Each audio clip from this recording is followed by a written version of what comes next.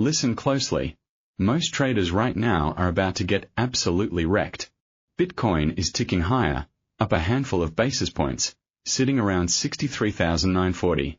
You see positive US-Iran headlines, you see ETF outflows supposedly easing, and the retail herd thinks the bottom is in. That is the trap. The real money, the institutional flow, is telling a completely different story, and there is one danger zone and one hidden opportunity right now. I'll show you both. Stay to the end.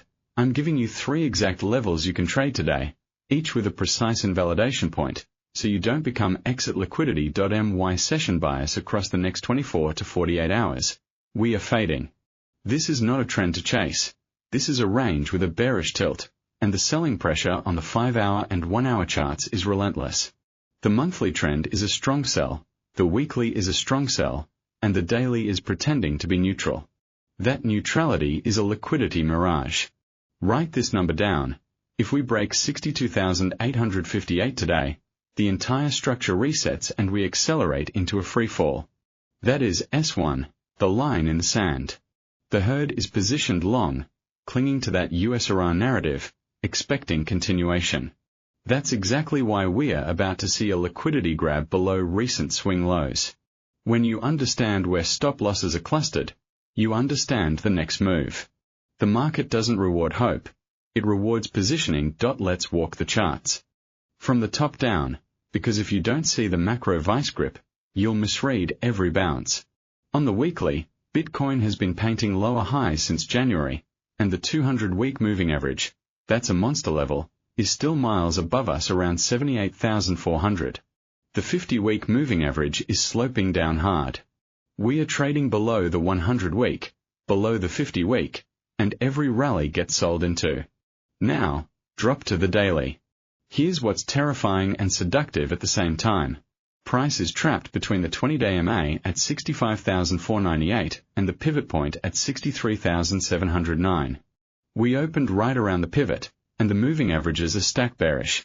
MA5 at 6439, MA10 at 63,870, MA20 at 65,498, and MA50 all the way up at 68,861. That's a slope of descending resistance. The 20-day moving average is acting like a brick wall.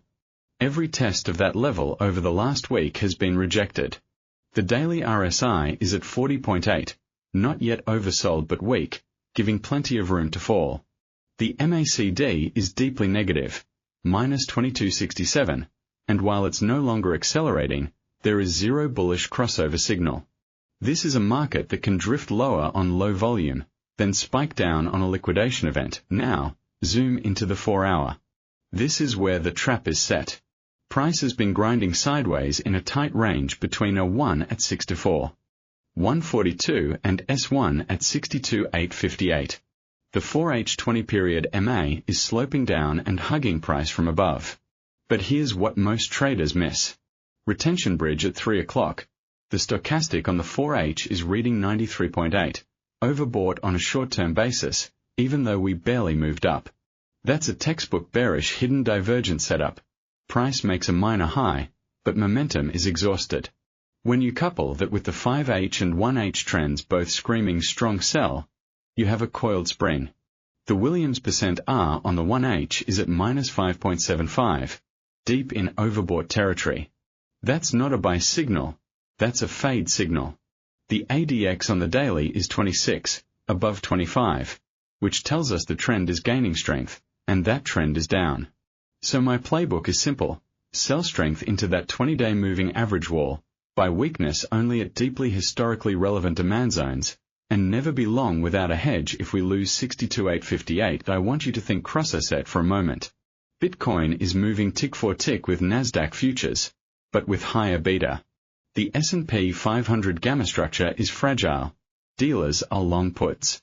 If equities roll over, Bitcoin doesn't decouple, it amplifies.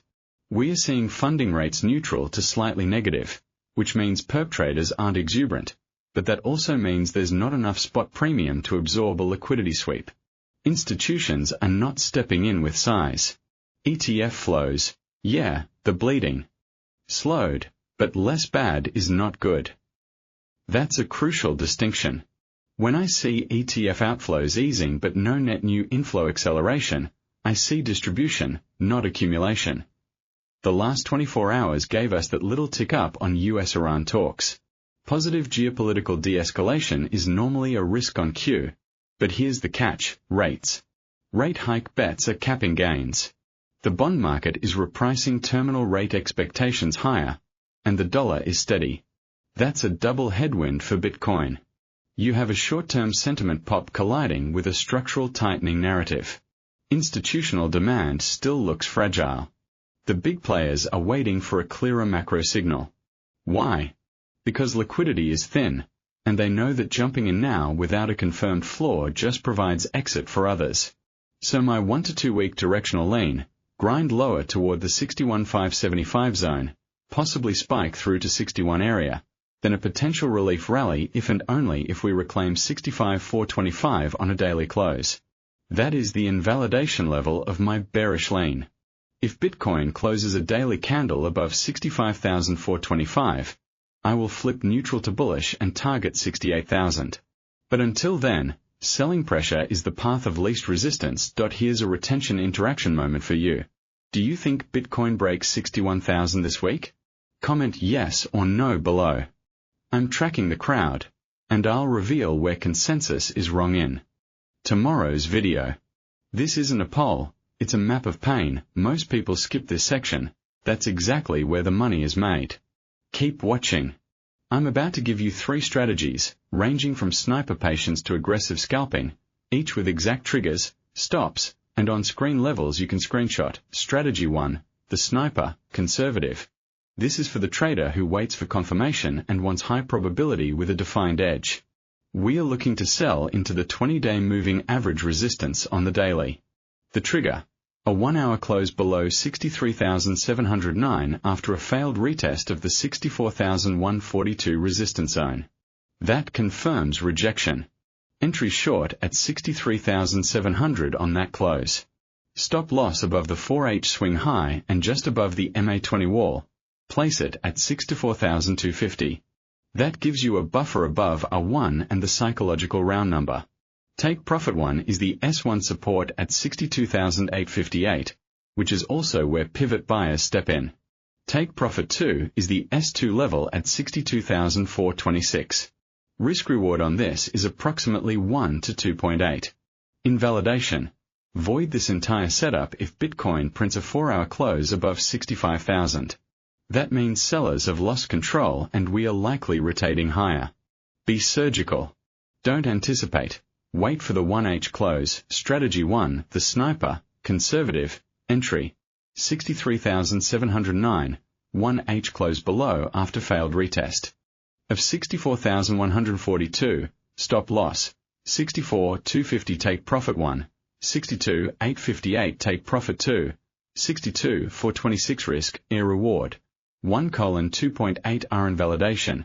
Void if 4H candle closes above 65,000. Strategy 2, the active trader, standard. This is for you who wants to engage with the rhythm of the market without chasing. We are playing the mean reversion inside the range. Entry condition, a pullback to the pivot point 63,709, but only if the 1-hour RSI hits 30 or below and we see a bullish divergence on the 15-minute MACD. That tells us selling momentum is exhausted intraday. Go long at 63,710 with a tight stop at 63,200. That's below the current hourly noise and just under the psychological 63,000 handle. Take profit 1 at 64,140. That's R1. Once TP1 is hit, move stop to break-even and let the rest run to 64,990, just below the MA20 daily resistance. After TP1, trail stop manually below each higher 15-minute swing low. Risk reward on the initial entry is about 1 to 2.8, but with the trailing mechanism you could capture a larger portion of a bounce. Invalidation. If price drops below 62,858 before triggering, the long is off. Don't fight the structure. Strategy 2, the active trader, standard, entry, 63,710, 1H RSI 30 plus 15M MACD bullish divergence, stop loss, 63,200 take profit 1, 64,140, move SL to BE, take profit 2, 64,990 risk, reward, (1:2.8R). Initial invalidation, void if price breaks below 62,858 before entry now. Before I give you the high risk play, type your Bitcoin range for tomorrow in the comments. Give me a high and a low. Let's see who's aligned. I'll pin the most accurate one. Strategy 3, the aggressor, high risk. This is for those who can manage risk on a knife's edge. We're looking for a momentum short on a break of a key intraday support with a liquidity sweep. The trigger, a 5-minute candle close below 63,600, which is below the current pivot and confirms a breakdown of the micro range. Enter short immediately at 63,590. Stop loss is extremely tight at 63,900, above the pivot and the recent consolidation. Target 1 is 62,860, just below S1, to capture the stop run. Target 2 is an aggressive 61,600, near the S3 zone. This is a 1-to-4 plus risk-reward setup, but it demands rapid execution and absolute discipline. Invalidation. If within 5 minutes of entry the price reclaims 63,900, you get out, no questions. This only works if you accept a small loss and let the cascade do the work. This is not for casual traders, only for those who can lose small and manage risk aggressively. Strategy 3, the aggressor, high risk, entry, 63,590, 5-minute close below 63,600, stop loss, 63,900 take profit 1, 62,860 take profit 2, 61,600 risk, reward. (1:4.2R invalidation. Void if price reclaims 63,900 within 5 minutes before we close. A 30-second pulse check. Never risk more than 1 to 2% per trade. No positions through high-impact news events. Check the calendar. I don't want you getting run over by a Fed speaker or a sudden macro print. Stops are non-negotiable. The only edge you have is survival. That's how you stay alive to trade the next explosive move. Here's the single most critical level for the next session, 62,858. That's the floor. Lose that, and the weekly strong sell trend accelerates, and we are staring at 61,500, maybe 60. Hold it, and we remain in a messy range that could build a base. Tomorrow, I'll be watching the daily MACD histogram for any subtle shift, and I'll break down the wildcard, Bitcoin versus the S&P 500 correlation hitting a 2-month extreme. If you want the full breakdown on gold and the bond yield divergence, that video is live now. Tap the end screen. Smash like if this gave you a clear plan. Subscribe, hit the bell, and I'll see you in the next one. Trade smart.